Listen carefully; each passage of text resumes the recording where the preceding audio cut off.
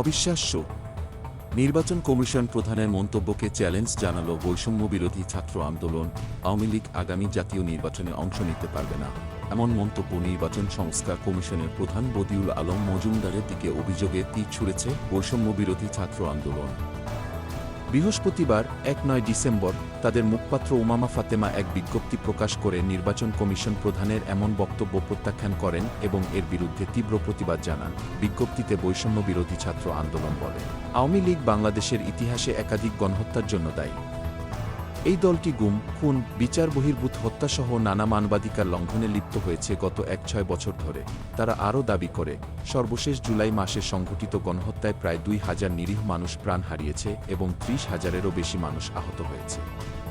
এই আন্দোলনটির মতে, আওয়ামী লীগ গত ৩টি নির্বাচনে অবৈধভাবে নিজেদের ক্ষমতা ধরে রেখেছে এবং দেশের নির্বাচন ব্যবস্থাকে কলঙ্কিত করেছে।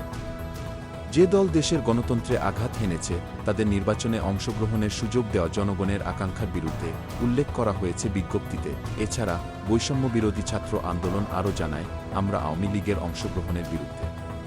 তাদের নির্বাচনসহ যে কোনো রাজনৈতিক কর্মকাণ্ডে অংশগ্রহণ করলে এটি জুলাই মাসের গণঅভ্যুত্থানের শহীদদের রক্তের প্রতি অবমাননা হবে।